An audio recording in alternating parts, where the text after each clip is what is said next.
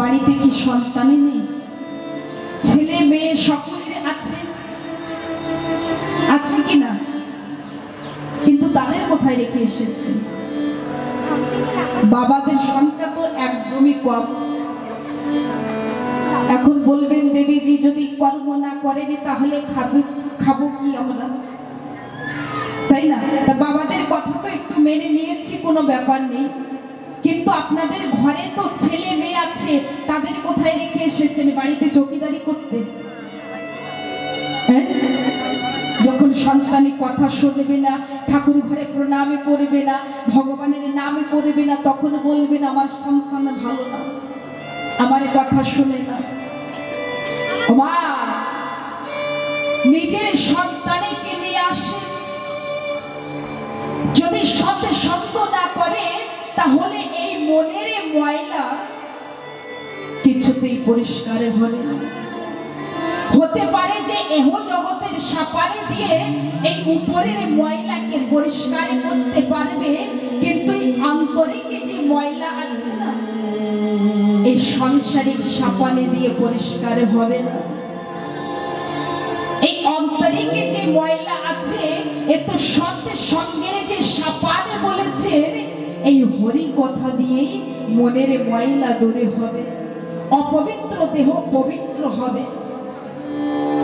অনেকে আছেন ছোট ছোট সন্তানের সকালে বেলায় উঠবে আর সন্তানকে বলবে, বাবাকে বলো গুড মর্নিং, ঠাকুর মাকে বলো গুড মর্নিং।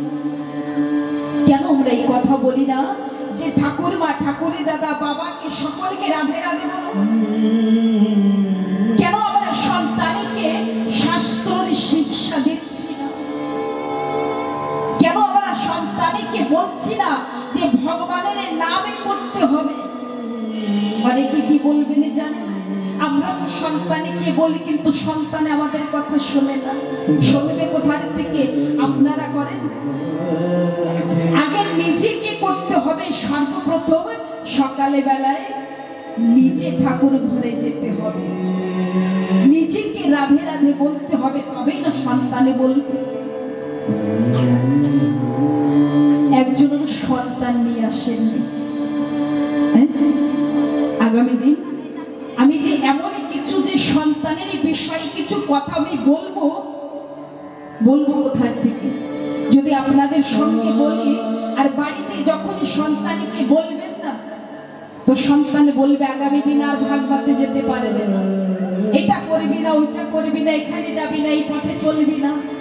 মা, মাতা পিতা কেন গুরুকে ধরিয়ে দেয়নি যে আমার সন্তানে আমার কথা শুনবে না, আমার সন্তানে গুরুর কথা আদেশ পালন করবে? তাই তো মাতা পিতা সন্তানকে গুরুর হাতে তুলে ধরেন। ঠিক তেমনি আপনি যদি এখান থেকে কিছু শ্রবণ করে নিজের সন্তানের ছেলে মেয়েদের বলেন, গ্রহণ করবে না, কি করতে হবে? সম্মুখে আনতে হবে। যখনই এই ভগবানের সাধুগুরু বৈষ্ণবের স্পর্শ হবে, তবেই না বুঝতে পারবে যে কৃষ্ণকে, কোন পথে একটি মানবের চলা উচিত, কোন পথে চললে জীবনটাই সুন্দরময় হয়ে যাবে। আমার মনে জানেন অনেক কথা আছে, আমি বলতে চাই, কিন্তু আপনাদের সঙ্গে বলে কি হবে? আপনাদের কথা তো বিশ্বাস করবে না, তাই না? অনেক কথা আছে। আমি চাই যে এখনকে যে যুগে চলছে, এখনকের যে ছেলে মেয়ে, তারা এই হরি কথা ভালোবাসেন না, সৎ পথে চলতে চান না, মাতা পিতার কথা শোনেন না, বড়দের আদরই করেন না। কিন্তু একবার কষ্ট করে নিয়ে তো আসেন, তাদেরকে সৎসঙ্গ করার, তবেই না বুঝতে পারবেন যে আমার সন্তানের জীবনে কিছু পরিবর্তন এসেছে। রাধে রাধে তো বলনা পড়ে না, বলে যায় জয় শ্রী রাধে।